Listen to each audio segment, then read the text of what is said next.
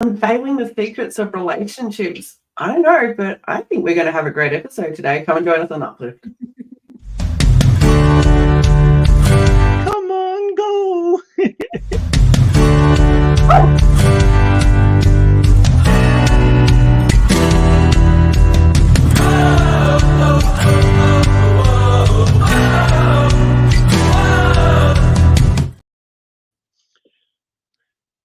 G'day and welcome to Uplift. My name's Sarah Wade. I'm coming to you live from Perth in Western Australia, and it's actually a pretty wet and miserable day here, but I know, like you, that I know how to have amazing conversations, doesn't matter what the weather is. So come and join us on our adventures today. We've got Mr. Neil Thrussell joining us from Calgary, Alberta, Canada. Nice to see you, mate. It's wonderful to see you again. And we had wet weather yesterday, so it's sunny here. So maybe we'll send you the weather, our sunny weather. It's all good. So I'm really excited. Melbourne might need the weather too. It's so many different weathers in one day in Melbourne. Joining us from Melbourne, actually, we have Yalini. I'm going to ask you to pronounce the surname. We've practiced it before, but I'm going to let you do it so I don't make an atrocity of it. It's totally okay, Sarah. It is Nirmalarajah. Rolls off the tongue. Lots of A's there to help you. I got it right in the green room, I promise. Guys. You did. You did. You could have done it. I believe in you. I love that. I love the self-love and the love that you're giving me here. It seems quite pertinent, actually. Has always been something that you've been into, or has it just sort of come out in the last, decade or something? Oh, this self-love journey has been a complete accident, to be honest with you. So my background was kind of fell into it, which is a beautiful space to fall into, really. But my background was in hypnotherapy. So I originally studied psychology and then was just really curious about the unconscious mind. Because when I did psychology, I always wanted to know how the mind worked, which parts of the brain were firing and the neurons and the interconnections. And then hypnotherapy really looks at the unconscious mind. It's a part of us that we don't think about day to day, but it's responsible for our habits, our traumas, our processes day to day, the way that we think, the way we respond to certain circumstances. So that fascinated me. And as I went down the path of hypnotherapy, I used to specialize in anxiety, depression, and weight loss. And as I helped my clients move through deep anxiety, deep depression, they ended up finding love as a part of, it's just a nice little side effect. And not just short-term love, but love where they were getting married, love where they were finding the loves of their lives. And I went, okay, when this happens a few times, typically around a similar part of the program, you kind of think, maybe it's not just a coincidence. Maybe there's a little bit more to it. Yeah, which is a really fun side effect. And so I started to look at what was going on in my programs with my clients. And it was the process of deep self-healing, moving through our traumas. Because when we are scared, when we have been hurt in this life, we have so many walls that go up. Right? Because we just want to protect ourselves. I've been hurt in the past. I have been down this road and I don't know if I can let you in. I don't know if it is safe for me to open my heart because that can hurt. And so as we undo those layers of pain, of fear, of trauma, our hearts become receptive to receiving. We become safe to share and to connect with someone on a deeper level, to share parts of ourselves that maybe we kept hidden before. And we're also connecting not from trauma, but from a true, authentic place in our hearts. So it becomes a greater, stable, and happier love. And so that's when I went down the journey of relationships and coaching, and then understanding the difference between masculine and feminine energies. I'm not sure if you're familiar with those terms. It's not about gender.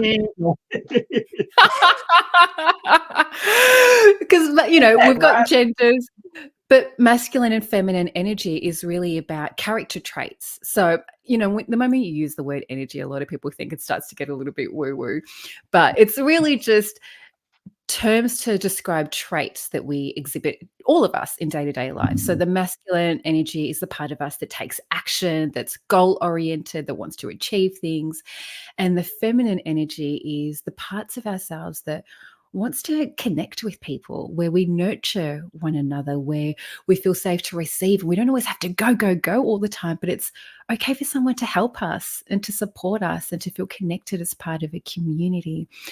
And going down the path of masculine and feminine energy, I'll tell you what, that was a game changer for me, especially when it came to self-love and relationships, because that was really about connecting with who we really are in a way that we've lost, because we're living in a society now that tells, especially for women, that we need to be able to do it all, that we don't need a man, that we need to be self-sufficient, that it has to be all on us. And that makes it really difficult to soften, especially when you've been hurt, especially when you've been betrayed. And so a lot of us are operating from our masculine energy, which means when we enter relationships, it's kind of like a business transaction. We're both operating from our heads and no one's bringing the heart, not in a deep and meaningful way.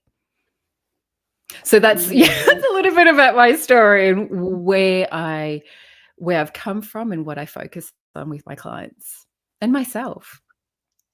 So I just want back to the masculine and feminine energies. So as energies, are they energies in both? Like I can have both masculine and feminine energy, or it's just nope, I'm all masculine. That is such a great question. You absolutely have both. Neil, you can be masculine and you can be feminine, because pretty sure you want to receive love too. You don't want to just be out there working your butt off all day long and have no one to take care of you. Yeah. So we're both. All of us have masculine and feminine energies within us because we have all of those traits. We are just inherently more one than the other. And that's not to do about your gender. So there are some women that will naturally be more masculine than feminine, and some men that will be more feminine than masculine. But for ease of conversation, I tend to talk about feminine energy in women and masculine energy in men, because it just makes it a lot easier to follow along. Yeah, it makes sense. I think that I know that I can relate, various times being a woman, I have had to put on various shoes, various hats, and there's different energies that come with it, masculine or feminine. And it's an interesting topic, isn't it, as we go forward, and how there seems to be a bit of shifts in the last few decades. And I'm curious to know, where do you think we're going to go forward from this space that we're in 2024? What do you see things happening in the next maybe 6 years or so? I really feel like the shift that's happening now that's taking us forward is almost going back to what it used to be like. And what I mean by that is there were more traditional roles that used to exist for a man and a woman. So where men would go out, be the protectors, the providers, which is a masculine trait. And women used to be home, they used to look after the family, they used to really be the nurturing center for that community. And we went from that type of life to one of female empowerment, where we get to go out into the workforce and we get to show up and be self-sufficient, which is amazing. It's also why I have my business, right? Because I'm going out there in the world and building a career. But we've gone to an extreme where a lot of women are burnt out. So there was the boss girl era for a while, where it was, we can do it all, we don't need a man, and you can work hard and you can have the family and you can have your friends. You should be able to tick all of those boxes and operate high on all of those stages. And that is not sustainable. Where a lot of women tried, a lot of them burnt out. And it's not a realistic level to function at, because it doesn't honor the fact that we need rest, the fact that we need balance, the fact that we need support. And we are herd animals. None of us came into this world to do it all on our own. So that boss girl era, where you don't need a man, did us a disservice, because it also made us isolated. It made us alone and disconnected from the supports that need to be a part of all of our lives. So where I see us going is recalibrating and going, let's take all of these good bits that came with the movement for independence and for freedom and find our balance, but in a way that's authentically us. For some people, their authentic personality is to be a stay-at-home mum. And there's a level of shame that's attached to that these days for a lot of women that, oh, so you're not doing Yeah. anything beyond that? You're not providing, you're not supporting your man, you're not contributing to society. And for some women that are more masculine, they are going to be career oriented. That's their first priority because that is who they are. But there's a movement now to the snail girl era. I don't know if you've heard of it. But Nail it's girl really era. What? so it's a what? it's great. It's exactly what you think it is. It's slow movement. So where we had the boss girl era of going out, working really hard, doing it all, and women got burnt out and went, this actually isn't sustainable. And not only is it not sustainable, but it doesn't feel good. Because then we stop living for ourselves. We are living our lives based on what someone else thinks that we should do, based on boxes that they think we should be ticking, based on standards that they have set. And it is our life. And we have to deal with the consequences of that. Because if we are not living authentically and we are burning ourselves out and we are miserable and we are tired and we are sick and we are run down all of the time, what is the point? Really, because we're not showing up for ourselves or to the people around us, because often we do it thinking, oh, but I've got to take care of my family. I've got to take care of my kids. I've got to put them first. I've got to put my family first. I have all of these responsibilities. And we do it thinking that that's us being a good person. But then when we fall apart and we crumble and we are grumpy and we are not nice to be around, that doesn't serve them. And so right. So the snail girl era is the antidote, or it's the movement away from that going, I don't want to do 1,000,001 things at one time. I don't want to have 101 balls in the air that I am juggling, that I don't want to go out and only have 3 hours of sleep every night and think that that's something to be proud of. I don't want to just be grumpy and angry all of the time. I want balance. I want to find ways to take it slow. I want to find ways to take things off my plate that no longer feel good. I do not want to do everything on my own. I want support, and I am not afraid to ask for help. I don't know, but you nailed it. I'm wearing a smile and feeling good from within. And what we've been speaking about, this is me. I didn't realize I was a snail girl. So, hey to all the other snail girls out there who are also like me, just realizing you're a part of this movement. It's reminding me of I'm going to paraphrase an actor, Lily Tomlin, who basically said, if going fast isn't working, try slowing down. And I feel like that's relevant to what we're talking about today. Neil, what's your perspective on this? I'm loving the slow down, but I also think it's as we burn out, and whether it's male or female, or it's we as a society are I believe at some level are burning out, and we're looking and we're going within and we're finding what our true loves are again, not what society wants and expects of me, but what really makes me happy. And I love that Yalini is talking, well, we're going to get to self-love and how important, because as we discover who we are, we have to learn to, or relearn and rediscover all the greatness that resides within ourselves. Because I believe I'm not worth anything if I don't love myself, because I have to love myself before I can be in any kind of quality relationship. I can be in one night stands, I can be in whatever, but till I bring value to myself, we're in trouble. And slowing down and getting off the little bus and doing all of these things is just one of these beautiful ways to do it. So I'm aboard on the snail movement. Let's go. I love that. Amazing. Because we're rewriting the narrative. I'm curious if anyone else is just having light bulb moments. So if you're having a light bulb moment and you two are part of this now movement, please let us know. Please tell me I'm not alone. Because if you've heard it before, it's a thing of why haven't you told me? Sorry, go ahead. Well, because the one thing that I want to highlight is with the snail girl era, especially for women, if you are a feminine energy person, you need to feel good to do good. Whereas a masculine energy needs to do good to feel good. So often it's only once you achieve something that you feel good about yourself and then you can take a break.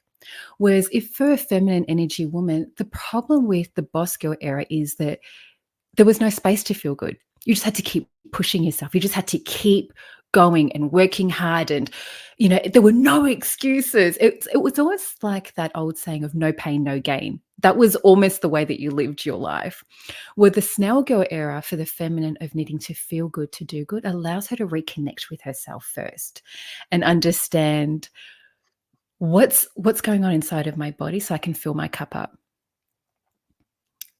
I'm just reading the comment. The owner is saying, let's go to the snail movement. It sounds good, right? But again,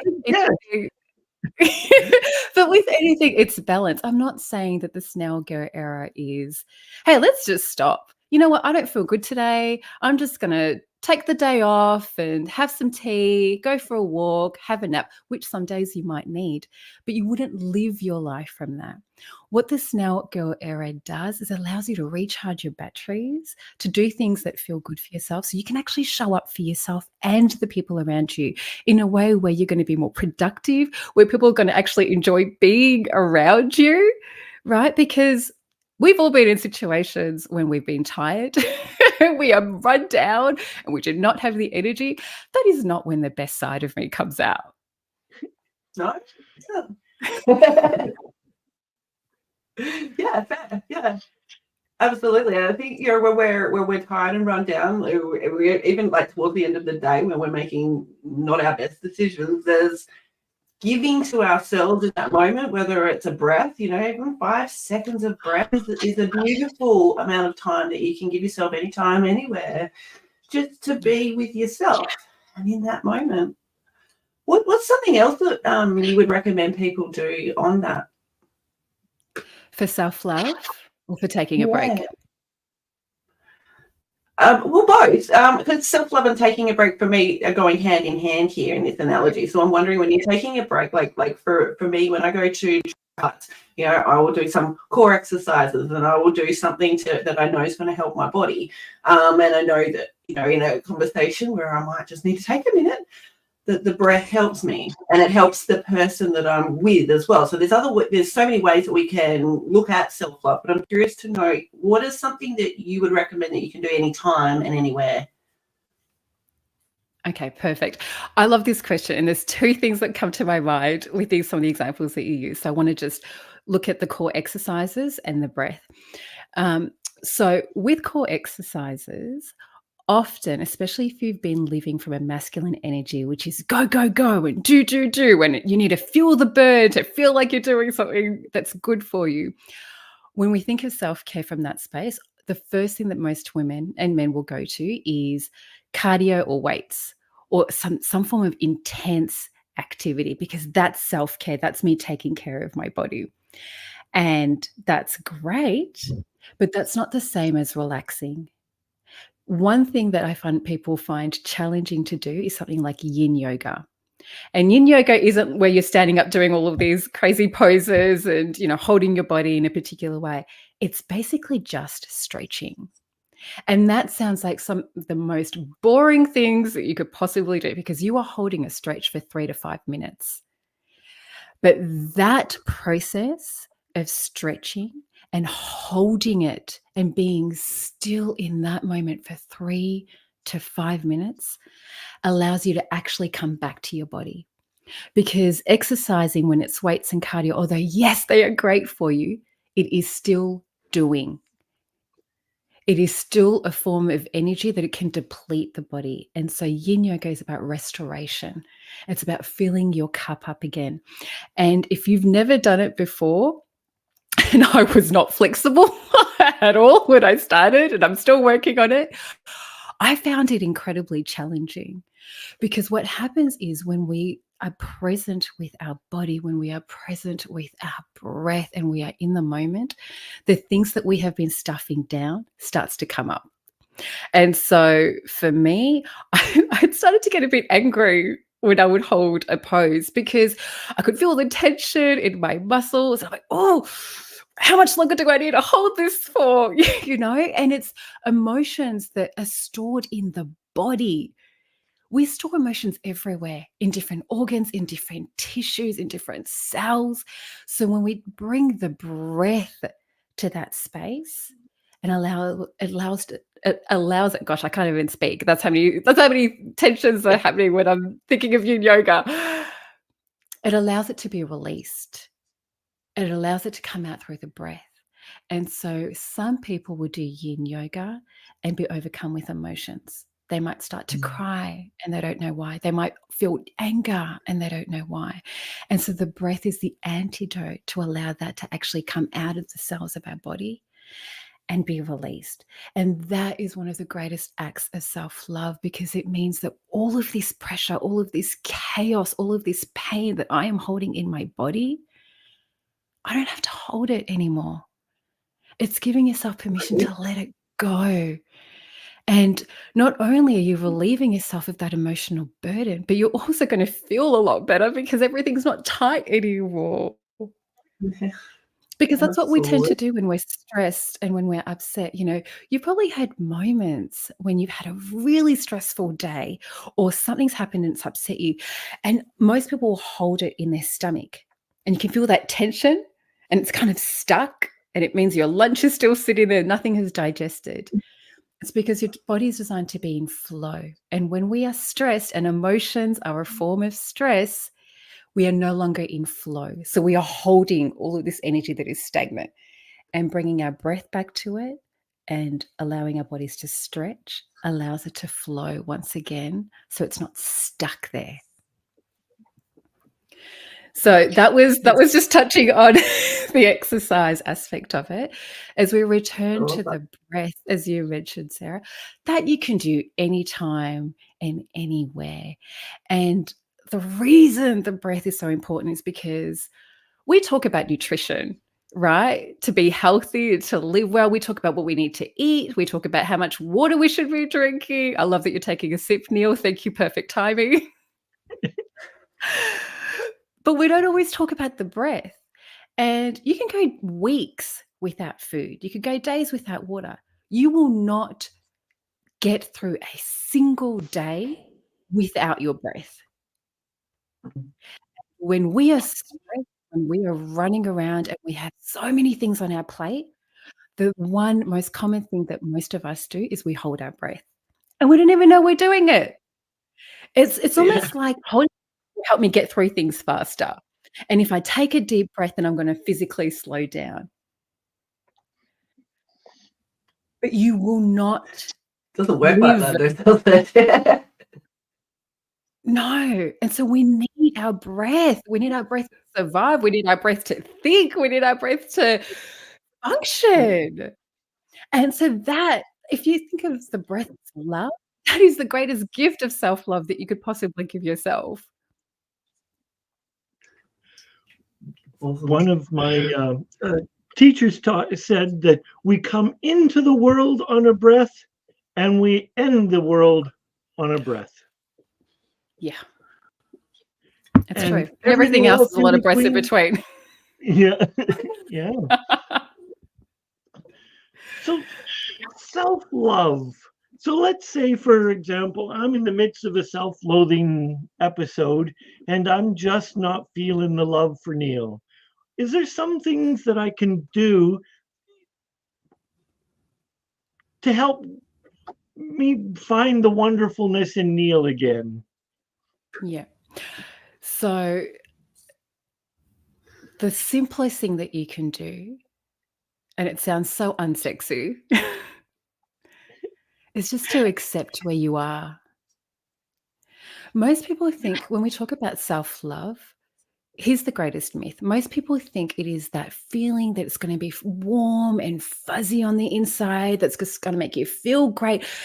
Like being in love. It's like, when you love yourself, you are on cloud 9. You think you are amazing. You are just lit up from the inside like a Christmas tree.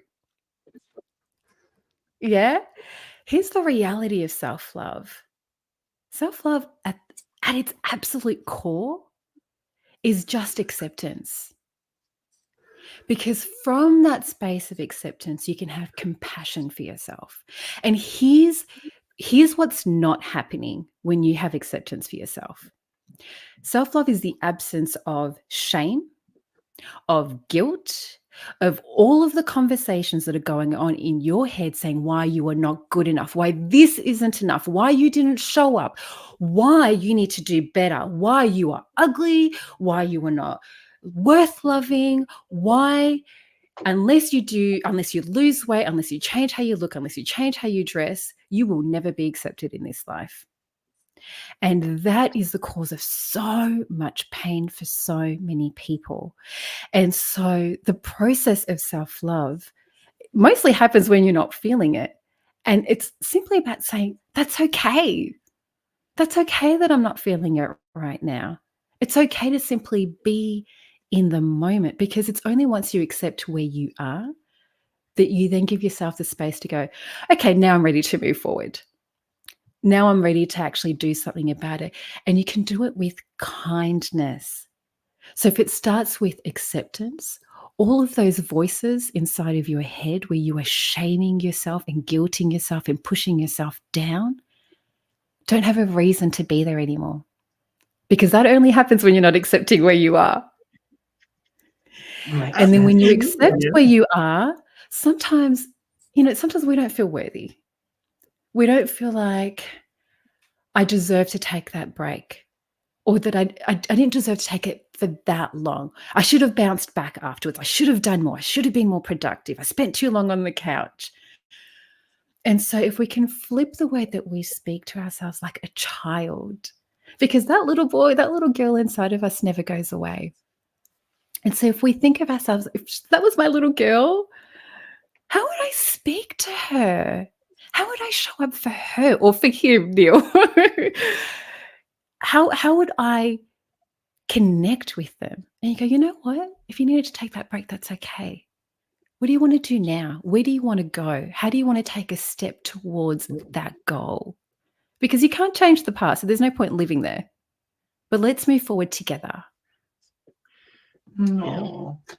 I have a audience question that feels appropriate to add here. So we had someone asking basically about the root causes of anxieties, problems that they're facing, and they're curious to know, in your experience, what therapies may be beneficial to help really to get to the crux of the unconscious patterns that they're experiencing, so that they can take the next steps forward after acceptance and beyond. What would you say? I love this question, especially because I used to specialize in anxiety. One thing I want to clarify with anxiety is that often a lot of us feel like it's debilitating, something that we can't control. It's just something that takes over and it's overwhelming to the body. Anxiety in its simplest form, and I don't mean this to diminish it, but to really put it in perspective. Anxiety is about your imagination. Because when we are anxious, it is because we are imagining a scenario that might happen in the future, all the worst case scenarios of all the things that could possibly go wrong, but it is not happening right here, right now. And because your mind is incredible in so many ways, but it doesn't know the difference between what is happening right now, what is real in this moment versus what you are imagining, it will respond as though it is happening. And so our anxiety is based on the thoughts that we have in our imagination. So the simplest way to get out of it, easier said than done, but it requires discipline and it does work, is to change what you're thinking about, because you cannot be in two states at the same time. You cannot. If I ask you to smile right now, great, amazing, you're doing it already. And think about something that makes you really angry, but keep smiling. Keep smiling. Keep smiling. Keep smiling if you think about something that makes you angry. Yeah. So your Yeah, face is yeah. confused. Right, because physiologically we have a blueprint for what angry is. And so it triggers the brain to think that we must be angry. But if you are smiling and trying to think of something that makes you angry, your brain gets confused. So if you are thinking about something that is making you anxious and your physiology is to be anxious, then change what you're thinking about. Because if you think of something of, hey, it's going to work out. And look, it's a bit more than that. I've got a whole process to go through it. But getting back to it, anxiety is a response to what you are imagining. Now, if you have a habit of that and it's been going on for a while, because we use our willpower sometimes to override it, which is great, but it doesn't necessarily last a whole lot of time. And so to get to the root cause of anxiety, these are habits, these are fears, these are traumas, these are concerns that are stored at the unconscious level. And so talking about our problems sometimes is great with friends, with therapists. Sometimes all we need is a perspective on what we're experiencing. But if you are someone that talks about your problems over and over again and you're not getting out of the cycle, then the danger is about talking about it anymore, because what happens is you are re-traumatizing yourself. Because when you are talking about it, you are imagining it, which is why most people get worked up when they're talking about something that upsets them or infuriates them. So the way to tap into the unconscious without talking about your problem over and over is hypnotherapy. Because what that does is it unlocks the part of your brain where the traumas, where all of this started, is stored. It opens it up. You're able to clear the trauma inside of that, and then it rewires the brain so that you can start to then create new patterns and new behaviors and changes that help you and serve you instead of sabotaging you. Makes sense. One of my teachers said to me, the problem with beliefs is we believe them. Absolutely. So I love that you mentioned this, because do you know why this is so powerful? Because when I talk about hypnotherapy, people will sometimes ask, but will it work for me? I don't believe that. And I've gone, yeah, it won't work for you because that's what you believe. That's how powerful your belief is. Yeah. Yeah, Danger. and I love it. And the other piece that when I find myself in self-doubt and the little hamster is going a million miles and it's telling me all these things, I ask the question, what voice is telling me this? Like, how old is this person? And is it my voice? So is it something in my past? Or is it my mother's voice? Is it my father's voice? Is it my Aunt Mary's voice who's telling me this because I'm never going to amount to anything? So as I've evolved, I have learned to pay attention to whose voice is running through my head and what age, if it's the Neil voice, what age that this is trying to control my life. And those help me. I find that it helps me tell and give myself guidance as to what I need to do. That is so beautiful. And you know, Neil, that touches on something that a lot of people aren't aware of.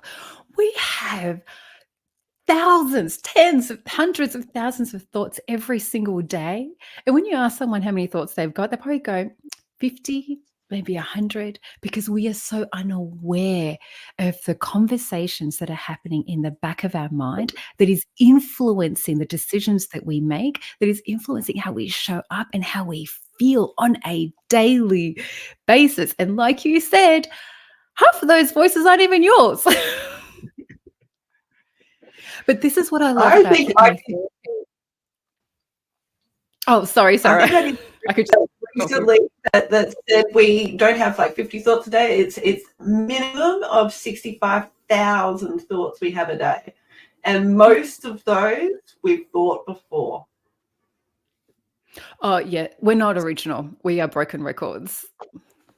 That's the thing that is wild, because it's it's going on repeat in the back of our minds. And that's great if your thoughts are, I'm wonderful and I can do anything. And this world is just an open book full of possibilities for me. I mean, hey, if that's you, I want to be part of that story.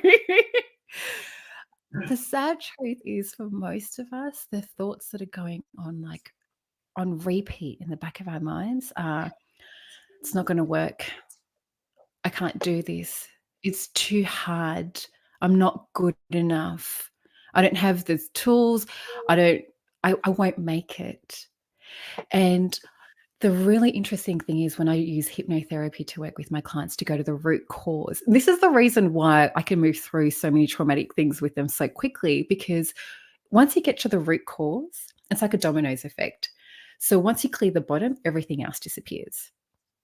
You don't have to go through every single layer of what happened last week, what happened last month, and what happened last year. You're not going to see me for years. Most of my clients just see me for weeks, right? So I've had clients where they've seen therapists for years before they ever see me. And they move through more things in 1 to 2 sessions with me than they have in 2.5 years. Because what we're doing is we're going back to the very start. And adult Neil might not know when it started, but your unconscious does, because it stores all your memories. You don't forget anything, not at the unconscious. And so you go back to the start. And I've had clients go back and the depression or the anger that they're carrying or the fear that's led to their anxiety wasn't even theirs. They get to a place where they go back to the womb. And sometimes it's, oh my gosh, it was my mum's stuff. It had nothing to do with me. And that clarity and that moment of releasing and rewiring the brain, that's what sets you free. And that happens in moments. Now, I'm not saying that there isn't more work to do after that session, because you want to continue to rewire the brain in healthy ways that serve you. And that is a choice. But that root cause, getting to that and clearing it in that moment, no longer having to question, where did it come from and why do I think this? That is one less thought that circulates through your mind on a daily basis that sabotages you.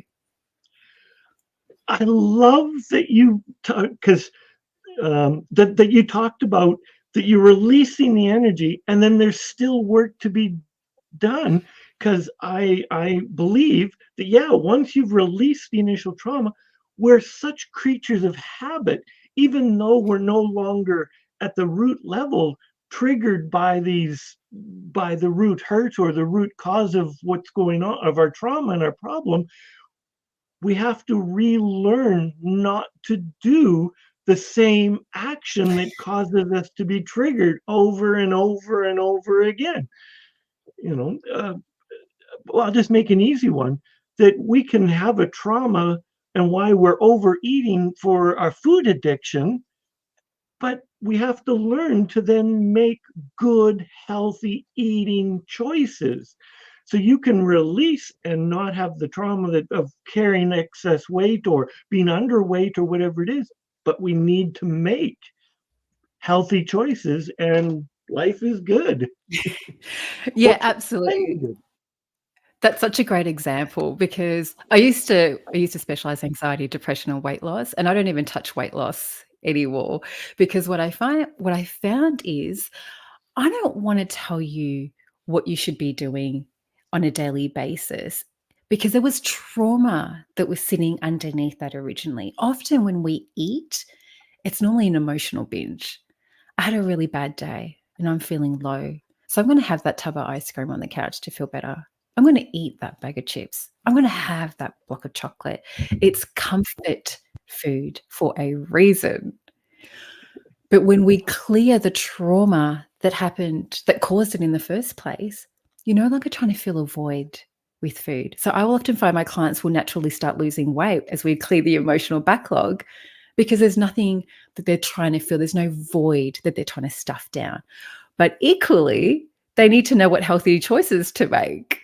They need to know that, hey, maybe ice cream every night's not a great idea anyway. Maybe I don't need as much junk in the house. Maybe I want more fruits and more vegetables. So it goes hand in hand. What we do in one session, it's not a magic pill. You are still accountable for your life. It is your responsibility how you choose to then love yourself and show up for yourself. And Love I that. love that, because even though we've talked about the tub of ice cream, but relationships are the same way. If you've been in a toxic relationship, or you were the cause of a toxic relationship, because sometimes we need to be accountable for what we have done in the relationship, or all the times we need to be accountable for what we've done in relationships. We clear the energy. We then need to bring in good, healthy habits, creating boundaries, creating this love for thyself so that we can be there for another. So let's move into relationships. And what are some of the things that I can do for the Neil that he wants to move into relationships with others? What's some of the things that I could work on for myself first to make sure that I'm healthy and able to give healthy or participate in healthy relationships?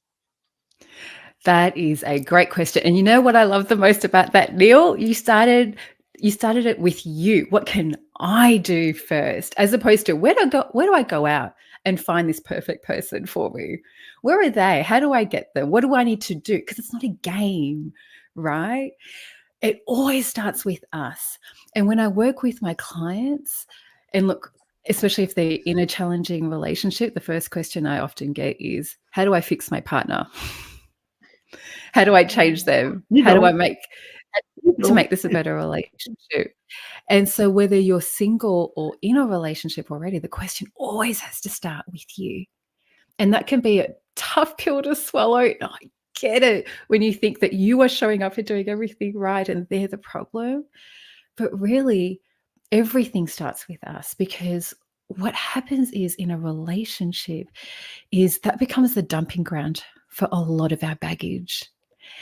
That's where a lot of our insecurities come out, and our fears and our traumas. And that's why a lot of people talk about attachment styles, right? There's anxious attachment and avoidant and it's, but I don't like the labels. I don't like talking about your attachment styles, because the problem is a lot of us over-identify with our labels. I'm depressed. I'm anxious attached. I'm avoidant attached. I'm disorganized attached, as though that's just who we are and there's nothing that we can do about it. And so the only way to move forward is to look for coping strategies. I need to find someone that complements my attachment style. But here's the truth. You ready for it? Sitting down. Love it. You are not your attachment style. You are not the avoidant attachment. You are not the anxious attachment. In fact, you're probably all of it, because the idea of getting to secure attached, that is transient, because it doesn't matter how securely attached you are. There are going to be moments in any relationship where you are going to feel anxious, where you're going to feel needy or clingy or worried that they're pulling away. There are going to be moments where you shut down emotionally because something happened, it triggered a trauma inside of you, and all of a sudden you just do not have the capacity to talk about it, and emotionally you have disconnected. Your emotions have left the building. And so all of that is really just a symptom. If we focus on labels, we've missed the point and we are stuck. Your labels just represent an experience that you have had, and that has become your coping strategy. You weren't loved enough as a kid, and so you became needy and clingy to make sure that you could actually get the love that you need, because you didn't trust that it would show up for you.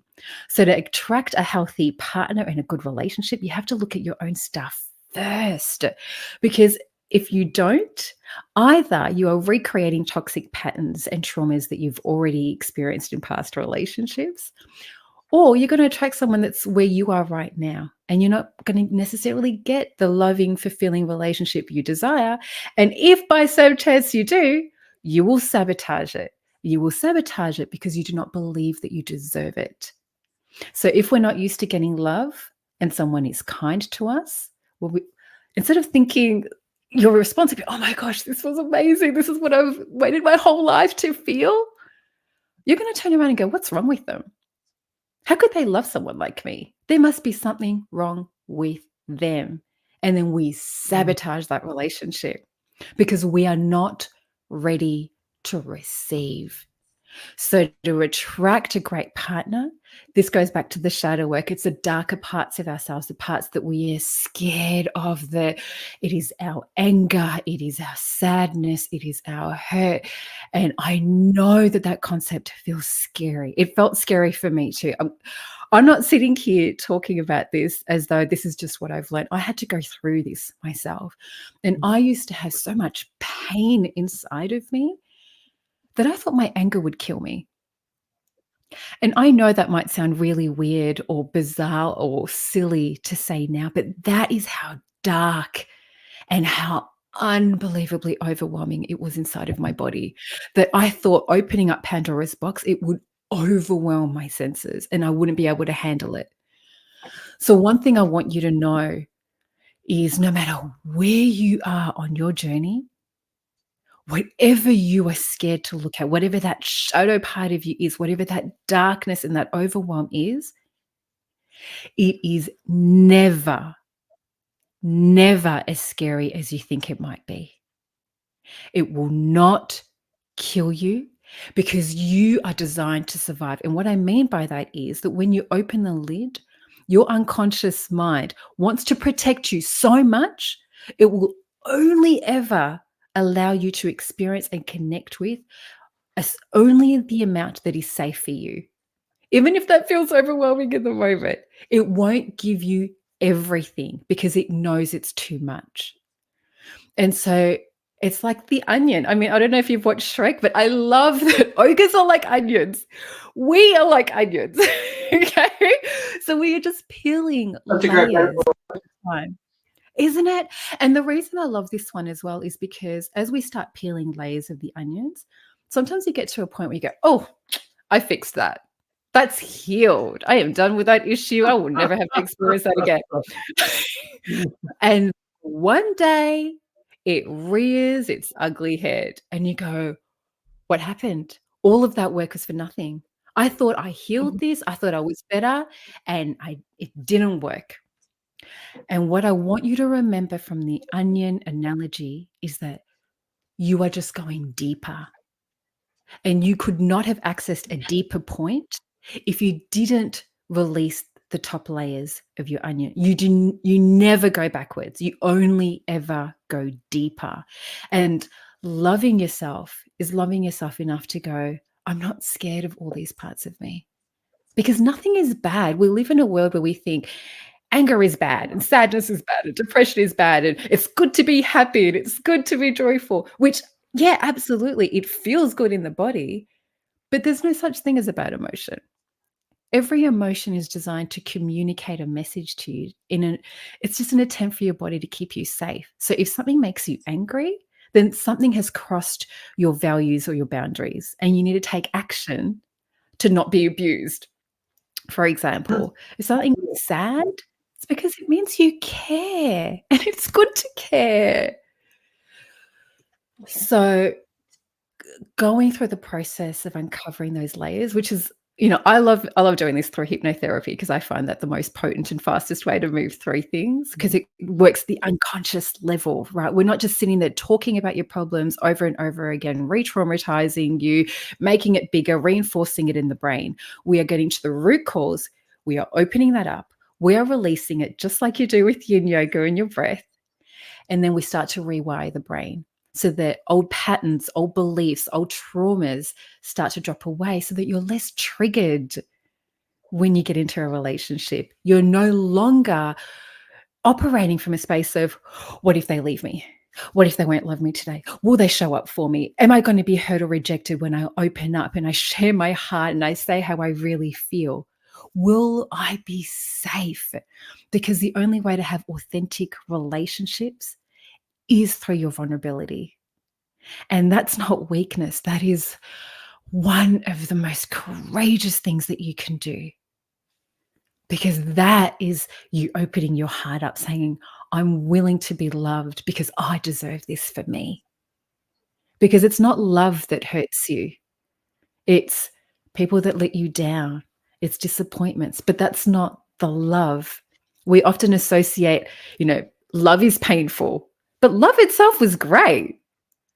But sometimes other things come as part of that package deal because that's life. And it's having the courage to actually go, I'm willing to show up for it all because I would rather feel all of the emotions than just feel numb and alone.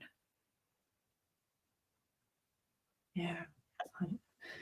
Well said. I And love knowing that our emotions are this beautiful array, everything on the rainbow, it's all our emotions. We see it inside, we see it outside. I think that opposite. How good is that? I love that we can perspective in the moment and do what's right for us. For me, everything you described, I found that in art therapy. For Neil, I'm assuming a lot of what you described you found in writing. Whether we find it through yin yoga or we find it through some other means, the point is that we found it and it's ours and it's there for the taking. There's so many things that we can try on and may or may not work for us. Keep going. But this is Neil, great. Explore. Yeah. Neil, I know you spent like 15 or so years in the men's health industry and working with amazing humans. What's been your perspective from the men's perspective as we start to run this conversation up? Safety is important, and those that have strong masculine energy can easily make those that have strong feminine energies feel unsafe. So as a masculine energy, I need to honor and recognize that when we get passionate and want and expressive, and whether it's an anger, it's an excitement, that I need as strong masculine energy, pay attention that I could be inadvertently making someone that has strong feminine energy feel unsafe. And safety is the way to build a strong relationship. We can have diametrically opposed opinions and be not understanding each other, but we still need to create a safe container to hold this relationship together. And it doesn't have to be a romantic relationship. It can be two friends just getting along and disagreeing, but the safety of the container, the safety of the relationship needs to be maintained, because otherwise I can inadvertently or injure another, and that's the end, or could be the end, of a relationship. And as in men's work, that's one of the things that we share is to you are entitled to all of your emotions, the whole plethora, all the flavors of the ice cream. But you need to remember that we are energetic beings. And as we get excited, we're throwing energy out. And those that receive it can receive it in a way that it makes them fearful. Well said. Yeah, thank you for sharing that perspective. I wonder if you, the viewer, can relate to that, and if you can, maybe get in touch and let us know your experience. We have had some amazing conversations today. As we wrap this up, Yalini, I'm wondering if there's anything that you would like to touch on that you've been working on. Like, obviously, you're an amazing human. You're doing great things as a podcaster and self-love coach. And I'm curious to know if there's anything that you would like to share with us that we can help to share with others. So the thing that my biggest message these days, as I've gone through my journey, is I like to talk about self-love as the ultimate luxury. And the reason I call it the ultimate luxury is because when we think of luxury, we tend to think of things that are hard to get and that are expensive and give you some form of status and feel good when you attain it. Self-love for me is the ultimate luxury because it's one of the hardest things for most people to attain. And yet it's the one thing that most of us yearn for. And when we don't have it, we fill it in so many ways. We'll fill it with food. We fill it with holidays. When I go on that holiday, I'm going to feel good. When I go on that shopping spree, I'm going to feel good. And you probably have spent over the years tens of thousands of dollars trying to feel better about yourself by getting something outside of yourself. But self-love is an inside job, and it's a process. It's not something that just happens overnight or where you go, oh, I've loved myself today, so I've won. There are going to be days it's going to ebb and flow. It's going to ebb and flow like a relationship. But that process of loving yourself, it means that everything else that you have in your life adds to your life. It doesn't fill a void. You're not using it to escape. You're not looking at it at the bottom of an alcohol bottle. That is why self-love is the ultimate luxury. And that's what my passion is. That's what I help my clients with uncovering the layers of trauma so that they can actually feel good about who they are inside of their bodies and safe to discover who they really are outside of the stories that society has created. Oh, thank you so much for sharing everything you have with us today. And I'm just going to put something on the screen. If any of the viewers would like to get in touch with you, feel free to reach out to Yalini. She has her website coming across at the moment. And of course, you can also reach her via Facebook and other places too. And I'm sure that you've probably got some interesting questions to ask her too, because as you know, she's a wealth of experience. She has studied a lot. She's got a lot of background in a lot of things that offer this beautiful, well-rounded experience for you, a potential client. So I don't know, maybe worth getting in touch. What do you reckon now? I'd like to begin to wrap up today that wherever you are in your journey of self-discovery, of self-love, and back into your relationship, like whether you're in a relationship, you can always improve a relationship. Whether you're not in a relationship, you can always improve this place from self-love. I would just like to let you know that you are worthy of all your goals, aspirations, and dreams. And all I ask is you to take one step forward to doing something that increases and enhances your version of self-love, your version of taking and improving your relationship. And be that love that you want to feel from others. Yalini, how would you like to leave our viewers, our listeners, and our off with today? Any words of wisdom? I would like to complete it because you wrapped that up so beautifully. Just to say that just as you came into this world as a child worthy of love, that has never changed. As a baby, you didn't have to give your mum enough cuddles for her to love you. You didn't have to wait quietly while she slept for her to love you. You just came in kicking, screaming with a wet nappy because you deserve to be loved. And that has never changed. When you ask a mum why she loves her kids, it's just because. It's not because they dressed well. It's not because they got good grades. And so that is the form of love that you deserve. You don't have to do anything to earn it. You are lovable just because you exist. You came into the world that way and you get to complete your life that way. Oh, well, that was a bit beautiful. Thank you for sharing that. Oh, I don't know about you, but my heart just melted a little bit. That